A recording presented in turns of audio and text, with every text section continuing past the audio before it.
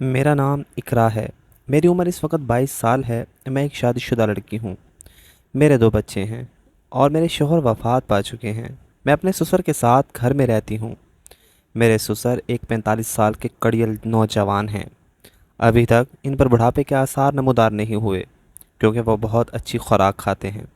वो अपना बहुत ख्याल रखते हैं। सुबह के वक्त एक्सरसाइज को निकल जाते हैं और शाम के वक्त देसी घी के खाने खाते हैं, जिससे वो 45 साल की उम्र में भी 30 साल के नौजवान लगते हैं। मैं ब्यूटी पार्लर का काम करती थी और मैं हर वक्त अपने चेहरे पर मेकअप किए रखती थी, जिससे बहुत से लड़के मेरे पीछे पागल और दीवाने हुए फिरते थे। मेरे शौहर की वफ़ात के बाद मेरे ससुर ही मेरे लिए वाहिद सहारा थे। मेरे ससुर लाहौर में एक जॉब करते थे और मैं गुजरावाला में रहती थी। मेरे ससुर एक हफ्ते बाद घर में चक्कर लगाते थे और मैं अपने 2 बच्चों के साथ घर में अकेली रहती थी। मेरे शौहर की वफ़ात के 4 महीने बाद मुझे ये एहसास होने लगा कि मैं बहुत तन्हा रहती हूँ और तन्हा ज़िंदगी गुजारना बहुत मुश्किल है। कई बार मैं जहन में सोचती कि अगर मैं अपने ससुर से कहूँ कि वो मुझसे शादी कर लें तो ये कैसा रहेगा, मगर फिर मैं इस ख्याल को झटक देती और इसको दिल से निकाल देती, क्योंकि मेरे ससुर की उम्र इस वक्त 45 साल थी और मेरी उम्र तो 22 साल थी। हम एक कोठी नुमा घर में अकेले रहते थे। इस बार मेरे ससुर जब वापस छुट्टी पर आए तो मैंने उनको कहा कि हम एक सिक्योरिटी गार्ड रखते हैं जो हमारी हिफाजत कर सके, क्योंकि हम रात को घर में अकेले होते हैं और इस वजह से हम डरते रहते हैं। उन्होंने एक 25 साल नौजवान जिसका नाम आमिर था उसको हमारे यहाँ सिक्योरिटी गार्ड रखवा दिया और इसको 25,000 तनख्वाह देने लगे। मेरे ससुर आमिर चौकीदार को घर में छोड़कर खुद जॉब पर लाहौर चले आए। वो सिक्योरिटी गार्ड अपनी यूनिफॉर्म में काम पर आता और उसके हाथ में गन होती, और वो सारी रात हमारे अंदर वाले गेट पर बैठा रहता और सुबह को अपने घर चला जाता। वो बहुत ईमानदार लड़का था। मैं उसे घर का सौदा तलब लाने के लिए भी भेज देती थी, मगर मुझे नहीं पता था कि वो लड़का मेरे ऊपर गंदी नज़रें रखना शुरू हो गया है। कई दफ़ा वो मेरे पास आता तो मेरे सीने को अपनी गहरी नज़रों से देखता और मुझे सर से पाँव तक देखता। मैं उसकी नज़रों का अंदाज़ा करने लगी थी कि ये लड़का मुझे गंदी नज़रों से देखता है और मेरा आशिक बन गया है। मगर मैं नहीं चाहती थी कि अपनी उठती जवानी को किसी के हाथों बर्बाद करूं। मेरे अंदर एक आग भी भड़की हुई थी, क्योंकि मैं भी 22 साल नौजवान औरत थी और मेरे शौहर को फौत हुए 4 माह गुजर चुके थे और अभी तक मैंने किसी आदमी को अपने पास नहीं आने दिया था। और मैं ये चाहती थी कि मैं अपनी जवानी को संभाल के रखूं और एक इज़्ज़तदार औरत बनकर घर में रहूं। मगर मेरी ख्वाहिशात दिन ब दिन मुझ पर जोश मुसल्लत करने लग गई थी। मेरे दिल में अजीब से वलवले उठते और अजीब से ख़यालात जन्म लेते रहते।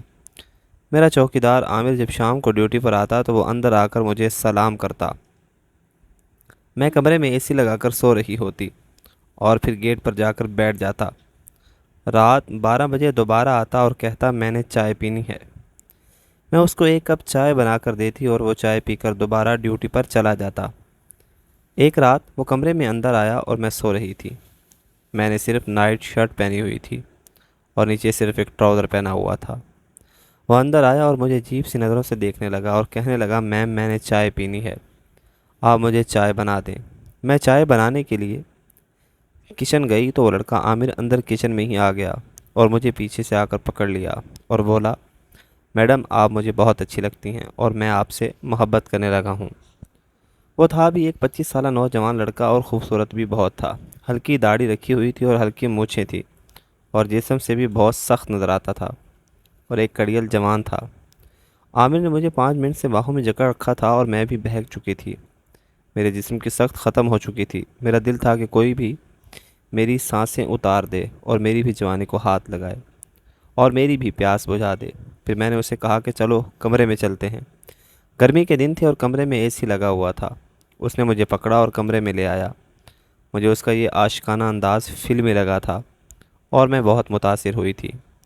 कमरे में आते ही उसने तमाम हदें पार कर दी। उसके साथ ताल्लुकात कायम करके बहुत खुश थी, क्योंकि वह एक कड़ियल जवान था और इस कदर ताकतवर भी था कि मेरे पसीने छूट गए थे। मेरे ससुर घर वापस आए तो मेरे बदले हुए तेवर देखकर कहने लगे सना खैरियत तो है, अब तुम पहले से ज़्यादा खुश नज़र आती हो और पहले से ज़्यादा खूबसूरत भी। ہوتی جا رہی ہو۔ وہ نہیں جانتے تھے کہ میری جوانی کو اب کسی مرد نے ہاتھ لگایا ہے، اور یہ بات بھی بالکل ٹھیک ہے کہ مرد جتنا عورت کو ہاتھ لگاتا ہے، عورت اتنی ہی پرکشش اور دلکش ہوتی جاتی ہے۔ اب میری نیت بھی بدل چکی تھی۔